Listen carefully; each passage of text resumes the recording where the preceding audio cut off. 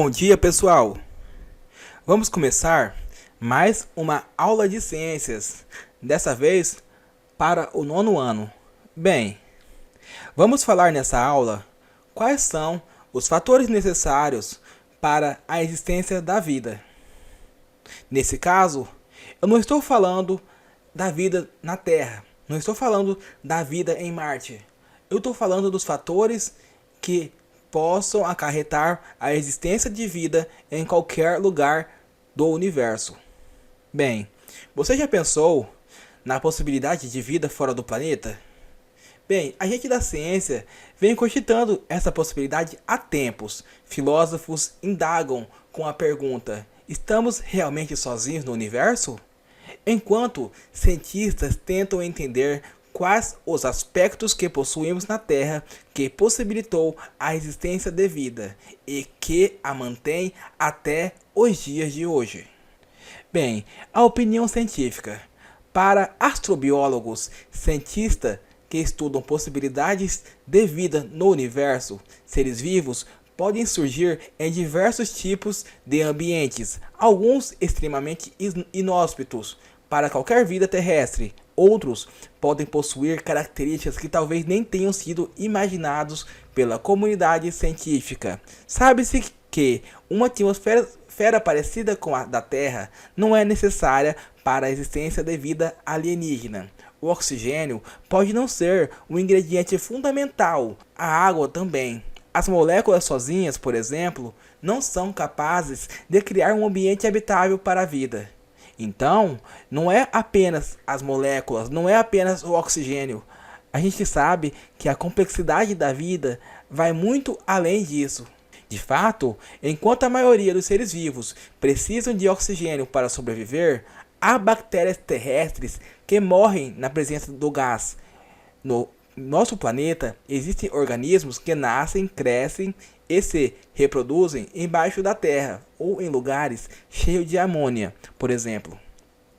Como há muitos modelos para a existência de vida em outros planetas, cientistas preferem ajustar o foco de suas pesquisas para o que já está comprovado. Ambientes parecidos com o da Terra são extremamente propícios para a existência de seres vivos.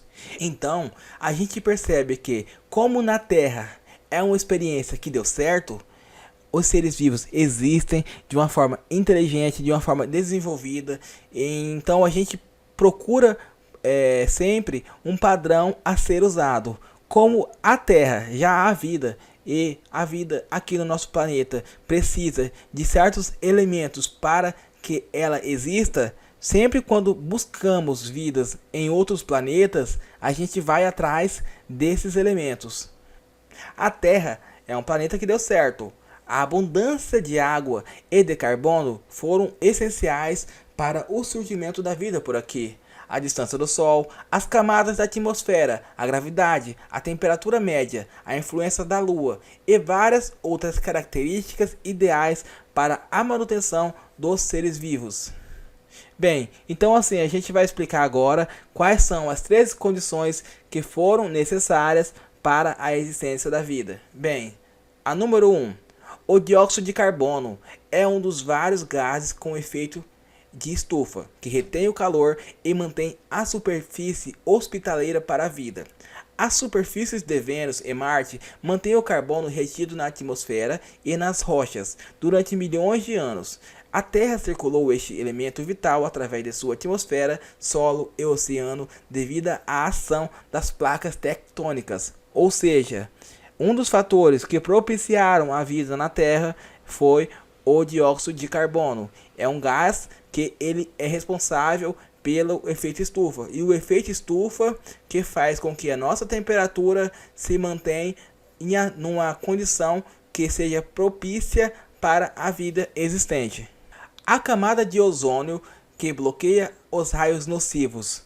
Organismos ancestrais semelhantes às plantas nos oceanos acrescentaram oxigênio à atmosfera e criaram uma camada de ozônio que protegeu as espécies terrestres primitivas de radiações mortais. Então, essa camada ela bloqueia os raios ultravioletas que são nocivos para a vida, tanto de peixes, tanto para seres humanos, pode acarretar câncer, problemas nas vistas, etc. Uma lua para estabilizar as oscilações do nosso eixo. A Terra está inclinada em relação ao Sol e balança enquanto gira. Esta minúscula oscilação pode alterar o clima, de quente para gelado, a cada 40 mil anos e poderia variar ainda mais sem a força da atração estabilizadora da Lua. Então, essa variação que a gente conhece aí como as eras glaciais, ela só tem esse tempo de 41 mil anos graças à força da Lua que estabiliza a Terra, que mantém a Terra inclinada. Bem, aqui ó, no 4, as superfícies diversificadas suportam muitas formas de vida.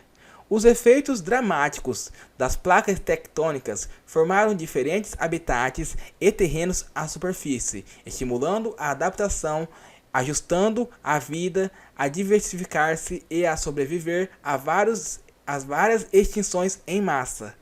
Então, o que acontece? A superfície diversificadas que a gente possui aqui na Terra, ela propicia uma diferente quantidade de formas de vida. É uma diversidade muito grande. Então, mesmo quando acontece certas extinções, como foi a dos dinossauros, que a gente tem registros, os mamíferos conseguiram sobreviver. Então, assim, pela forma de vida ser tão diversificada, quando acontece alguns acidentes, alguns fenômenos naturais, mesmo que alguma espécie seja eliminada, extinta, existirá ainda espécies restantes que continuarão a reprodução. E, então, assim, a Terra tem essa vantagem também. O campo magnético desvia as tempestades solares. Então a Terra ela possui, né, um campo magnético que, quando o Sol ele emite uma radiação nociva, esse campo magnético ele consegue desviar essa radiação. Olha lá, desencadeados por partículas carregadas vindo do Sol, as auroras hipnotizantes são um lembrete visual do nosso campo magnético, que desvia a maior parte da radiação nociva emitida pela nossa estrela e pelas erupções solares. Então, quando o Sol emite radiação por causa das erupções solares, o nosso campo magnético é um dos fatores responsáveis pelo desvio dessas ondas magnéticas. Bem, e lembrando que o Sol ele emite essas ondas bem frequentemente. Então, assim, graças a esse campo magnético que, pelo que vem registrado atualmente, ele vem virando, esses polos magnéticos que a gente consegue observar na bússola pela parte norte e sul estão se invertendo. A gente está chamando isso de inversão dos polos magnéticos. Bem, o 6 é a distância certa do Sol. Então, assim, a Terra ela está na quilometragem perfeita para conseguir não estar tão quente e não estar tão frio. Olha lá, ó. A Terra orbita na denominada zona habitável, ou Goldilocks, nem demasiado perto, nem demasiado longe do Sol, para que exista água em estado líquido à superfície. Então, graças a essa distância que a gente está, além da temperatura, a gente consegue ter águas em estado líquido.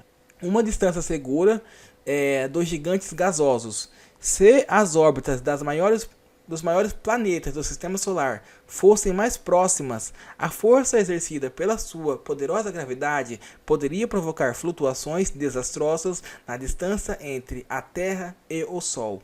Bem, então graças a essa distância que a gente está desses planetas que possuem uma massa muito grande, a influência que eles fazem na Terra é muito pequena, então não causam efeitos que poderiam causar se eles estivessem mais próximos do Sol. Então, uma outra coisa importante é a posição que a Terra está em relação aos gigantes gasosos, por exemplo, Vênus. O Sol é uma estrela estável e duradoura.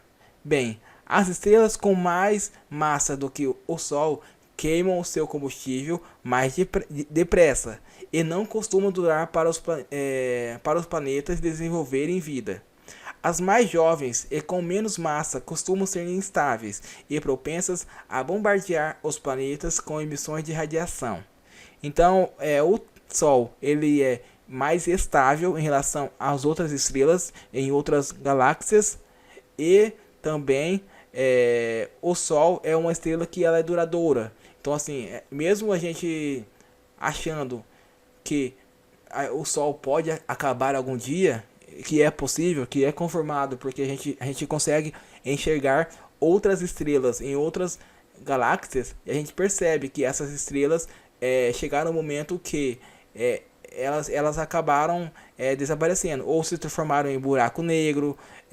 Então, assim, tem várias casualidades que podem acontecer com as estrelas, que elas podem parar de brilhar. A 9 são os ingredientes certos para alojar um núcleo dinâmico. Bem, a nuvem de gás e poeira interestelar que deu origem à Terra continha elementos radioativos suficientes para alimentar o núcleo agitado durante milhões de anos, permitindo criar um campo magnético que protege o planeta de perigos como as erupções solares. O nosso núcleo, né, ele possui um movimento de metais dentro desse núcleo no estado líquido, porque a temperatura do núcleo da Terra é muito grande, e graças a esse movimento, a essa posição perfeita desse núcleo, que ele é dinâmico, né, esse movimento dinâmico que ocorre desses metais, que propicia esse campo magnético, a criação desse campo magnético. Bem, o 10. Os planetas gigantes que nos protegem à distância. A gravidade forte de Júpiter enviou asteroides ricos em água em direção à Terra primitiva. Atualmente, o planeta gigante dilui a cintura de asteroides, protegendo a Terra de colisões demasiado frequentes que poderiam desencadear extinções. Então, assim, o Júpiter acaba sendo um pai aqui para a Terra, né? Ele protege a Terra de vários asteroides que poderiam chocá-la.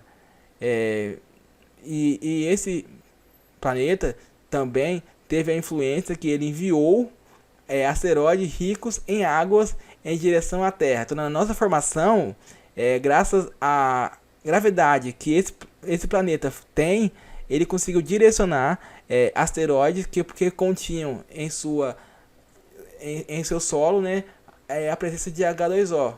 E ele trouxe isso para a Terra primitiva em sua formação. E graças à água que a gente conseguiu ter a formação de vida na Terra. O nosso Sol protege-nos dos detritos galácticos. Então, o Sol envolve os seus planetas numa bolha de partículas carregadas que repelem radiação perigosa e materiais nocivos provenientes do espaço interestelar. Então, assim, se a gente for olhar as outras galáxias, sempre a gente percebe que tem detritos, que tem meteoros, meteoritos, assim, que vem sempre em nossa direção. Mas graças ao Sol, a gente percebe que ele cria uma espécie de bolha que repele toda essa radiação, todo esses materiais nocivos que vêm do universo interestelar, ou seja, da parte externa da nossa galáxia. Bem, o trajeto galáctico mantém-nos livres de perigo. O sistema solar encontra-se confortavelmente aninhado num porto de abrigo entre dois grandes braços aspirais, e a sua órbita quase circular ajuda-o a evitar as regiões perigosas do interior da galáxia. Então, o sistema solar ele está numa posição que ele fica, ele está aninhado, ele está entre um porto de abrigo, né, de dois grandes braços espirais. Então, tem dois grandes braços espirais e o sistema solar está aninhado nesses braços. E graças à sua órbita quase redonda, ou seja, ele repete, né? Quando é uma coisa circular, ele sempre vai ter um trajeto parecido. Então, assim, a gente não vai ter surpresas inesperadas. E o 13 é uma localização distante de multidões de estrelas. há poucas estrelas perto do Sol, reduzindo os riscos de a Terra sofrer abalos gravitacionais, erupções de raios gama ou explosões de estrelas denominadas supernovas. Ou seja, graças à ausência de outras estrelas próximas ao Sol, a gente tem uma redução, né, dos riscos da Terra sofrer abalos de outras estrelas que poderiam modificar todo o nosso ecossistema, toda a nossa vegetação, talvez a influência gravitacional poderia sugar, impulsionar todos os seres vivos para fora da nossa atmosfera. Então, assim, é uma coisa muito complexa que não acontece graças que na rota da nossa estrela não possui outras estrelas, não possui multidões de estrelas. Bem, agora uma pergunta bem interessante nesse final aqui da nossa matéria é sobre o tempo e distância para viagens interplanetárias. Pessoal, a gente teve noticiado há um tempo atrás que um grupo de pessoas vão efetuar uma missão tripulada para Marte. E essa missão ela está prevista para acontecer em aproximadamente 2030. Aí a NASA ela está trabalhando a todo vapor para aprimorar e desenvolver equipamentos e tecnologias necessárias para realizar a primeira missão tripulada para Marte, que está prevista para acontecer em 2030. Com a tecnologia que a Agência Espacial Americana possui no momento, a missão demoraria 5 meses para chegar ao planeta vermelho. Então a gente vai sair da Terra e depois de 5 meses, num tempo de 5 meses, a gente vai estar no planeta vermelho. Ao mesmo tempo, uma equipe de cientistas da Agência Espacial Americana estuda as melhores formas de realizar uma viagem interestelar, como explica o Science Alert. No momento, é possível propulsionar as partículas de forma a chegarem perto da velocidade da luz, mas só dentro de laboratório. E por isso que os cientistas da NASA, Philip Lamb e sua equipe estão desenvolvendo um sistema no qual lasers propulsionarão a nave. Nós propomos um sistema que nos permitirá dar o primeiro passo em direção à exploração interestelar, usando energia direta de propulsão em conjunto com sondas em miniatura. A partir de trabalhos recentes relacionados à fotônica, conseguimos ver novas formas de combinar essas energias para enviar sondas para fora do nosso sistema solar, disse o pesquisador em entrevista ao Psy. Então a gente tem esse sonho, né, de conseguir viajar para outros planetas, para outros sistemas solares, mas a gente tem um problema, o tempo, né? O tempo é um fator que o tempo é a distância, no caso. O ser humano ele tem uma vida limitada, então assim, em média a gente consegue sobreviver no máximo 120 anos.